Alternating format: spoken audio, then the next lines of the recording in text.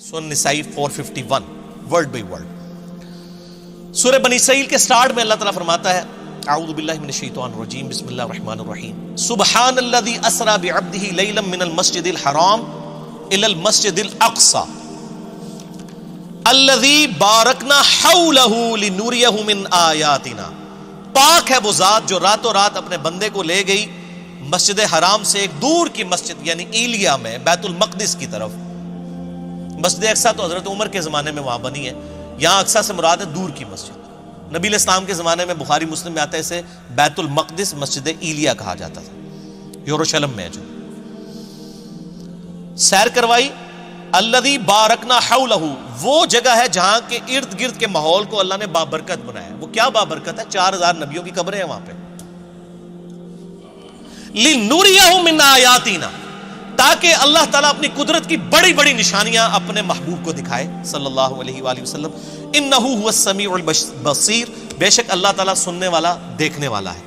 یہ جو قدرت کی بڑی بڑی نشانیاں دکھائی ہیں نا, ان میں سے ایک نشانی راستے میں یہ بھی دکھائی گی الاسراء والمعراج میں.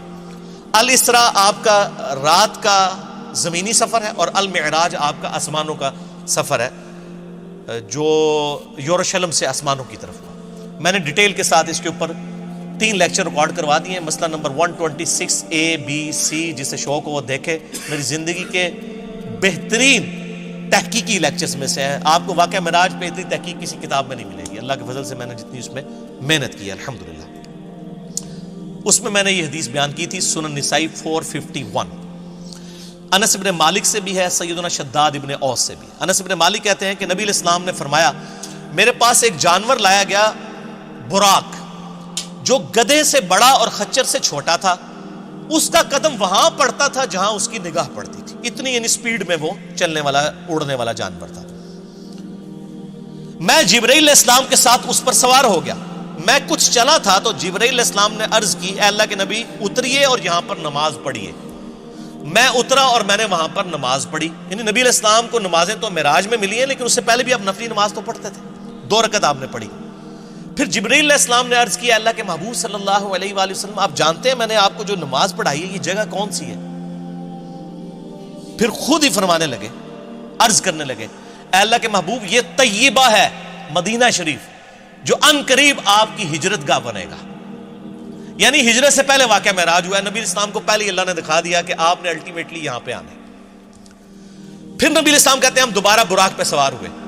پھر تھوڑی دور جا کے مجھے جبرائیل نے کہا اتریے اور یہاں پہ بھی نماز پڑھیے. پہلے مدینہ شریف پڑھائی جہاں پہ نبی اسلام کی قبر بننی تھی. نبی اسلام کا مسکن وہ شاعر اللہ میں داخل. میں نماز پڑھ کے فارغ ہوا تو پوچھا, جبرائیل نے کہا اللہ کے رسول آپ کو پتہ ہے یہ جگہ کون سی ہے؟ تو پھر خود ہی اس نے عرض کی کہ یہ طور سینا ہے جہاں پہ موسیٰ علیہ السلام سے اللہ نے کلام کیا تھا. یعنی موسیٰ علیہ السلام کی جگہ شاعر اللہ. پھر کہتے ہیں میں دوبارہ سے سوار ہوا. پھر ایک اور جگہ جا کر انہوں نے روکا اور کہا یہاں پہ بھی نماز پڑھے. وہاں پر بھی نماز پڑھی اور پھر کہا یا رسول اللہ آپ کو پتہ ہے یہ جگہ کون سی ہے؟ اور پھر خود ہی کہا یہ بیت اللحم ہے جہاں پہ عیسیٰ علیہ السلام پیدا ہوئے تھے. عیسیٰ علیہ السلام کی پیدائش کی جگہ بھی شاعر اللہ ہے. تو میرے نبی علیہ السلام کی قبر مبارک شاعر اللہ نہیں ہے؟ نبی علیہ السلام کی نماز پڑھنے کی جگہ شاعر اللہ نہیں ہے؟ اگر واتخذوا من مقام ابراہیم مصلی شاعر اللہ میں. تو پھر نبی علیہ السلام کہتے ہیں کہ میں نے وہاں پہ بھی جب نماز پڑھی پھر میں بیت المقدس میں گیا. وہاں پہ اللہ نے میرے لیے تمام نبیوں کو پہلے ہی جمع فرمایا ہوا تھا. لیکن یہ برزخی معاملہ تھا, جسمانی معراج ہوئی ہے لیکن وہاں کے لوگوں کو نہیں پتا چلا. ورنہ 1 لاکھ کے قریب بندہ اگر جہلم شہر میں جمع ہو جائے تو پورے شہر میں ایک بار ہلچل نہیں مچ جاتی. وہاں کسی کو پتا نہیں چلا, اللہ نے پردہ رکھا ہوا. اللہ نے تمام انبیاء کو میرے لیے وہاں پر جمع فرمایا. چنانچہ جبرائیل علیہ السلام نے مجھے آگے کر دیا اور میں نے ان کی امامت فرمائی.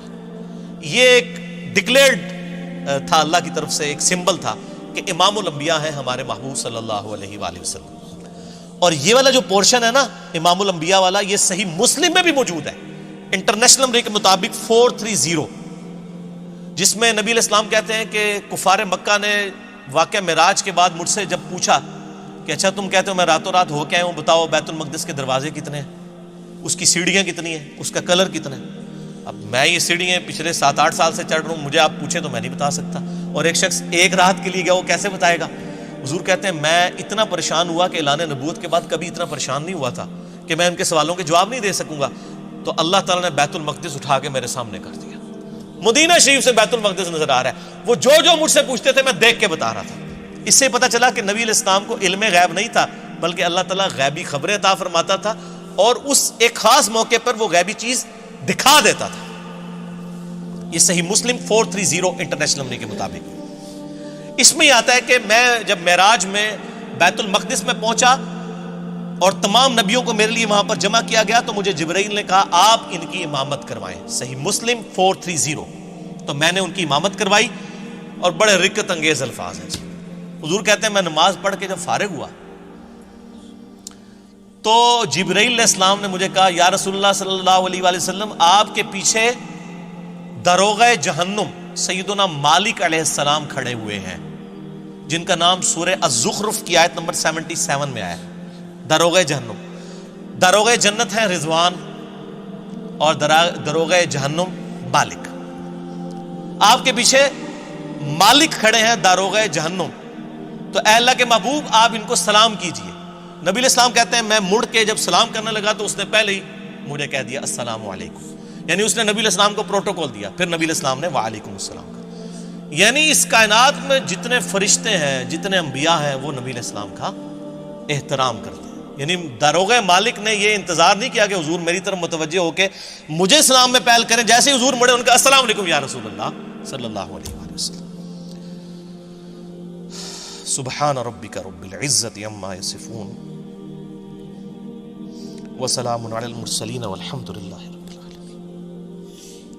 صلوا علی الحبیب اللہم صلی علی محمد وعلی آل محمد کما صلیت علی ابراہیم وعلی آل ابراہیم انک حمید مجید. اللہم بارک علی محمد وعلی آل محمد کما بارکت علی ابراہیم وعلی آل ابراہیم انک حمید مجید. اچھا، یہ حکمت کیا تھی نبیوں کو وہاں جمع کرنے میں؟ یہ بھی ٹروتھ میں ریویل معراج والے لیکچر میں نے کیا، میں آج بھی کر دیتا ہوں. سورہ آل عمران کی آیت نمبر ہے 81. اعوذ باللہ من الشیطان الرجیم، بسم اللہ الرحمن الرحیم. وَإِذْ أَخَذَ اللَّهُ مِيثَاقَ النَّبِيِّينَ، اور وہ وقت یاد کرو جب اللہ نے تمام نبیوں سے، ان کی روحوں سے یہ عہد لیا تھا.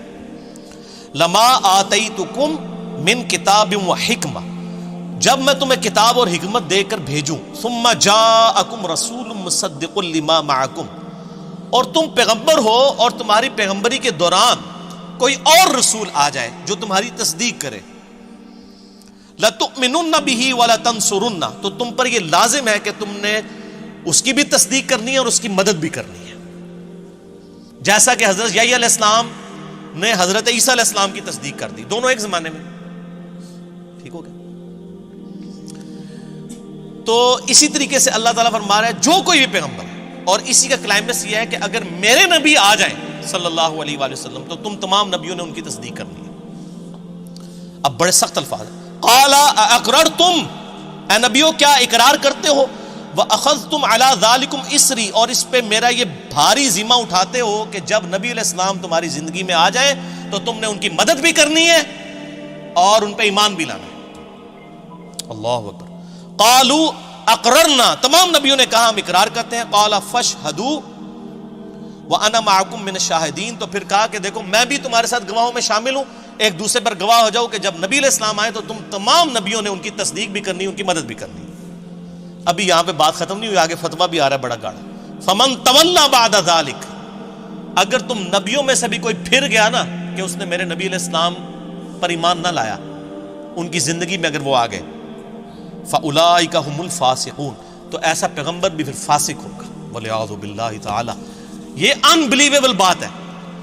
یہ بھاری ذمہ جو اٹھوایا تھا، اس کی پریکٹیکل اپلیکیشن وہ بنی واقعہ معراج. صحیح مسلم 430 کہ تمام نبیوں کو جمع کیا گیا، تمام نے نبی علیہ السلام کی تصدیق کر دی، کیونکہ پریکٹیکلی تو ایسا نہیں ہوا تھا، آپ کے بعد تو کوئی پیغمبر نہیں آنا.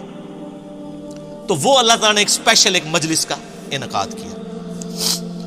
اچھا، یہ جو آیا لنوریہ من آیاتنا، انہی آیات میں سے ایک اور آیت اللہ نے دکھائی. صحیح مسلم میں 2 حدیثیں ہیں انٹرنیشنل نمبر کے مطابق 6157 اور 6158 کہ نبی علیہ السلام فرماتے ہیں واقعہ معراج کے دوران میں جب بیت المقدس کی طرف جا رہا تھا، سرخ ٹیلے کے پاس میں نے موسیٰ علیہ السلام کو دیکھا اپنی قبر میں، ہوا قائم یصلی فی قبری، وہ اپنی قبر میں کھڑے ہو کر نماز پڑھ رہے تھے۔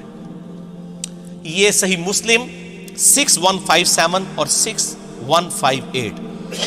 تو موسیٰ علیہ السلام کو اپنی قبر میں نماز پڑھتے ہوئے نبی علیہ السلام نے اس واقعہ معراج میں دیکھا۔ باقی یہ انتہائی انٹرسٹنگ چیز ہے، واقعہ معراج پہ آپ جتنی بھی کتابیں پڑھیں آپ کو زیادہ تر کہانیاں ملیں گی۔ میں نے محنت کر کے ہفتوں لگا کے آلموسٹ 4-5 گھنٹے کی یہ 3 نشستوں میں ریکارڈنگ کروائی ہے، مسئلہ نمبر 126 ABC۔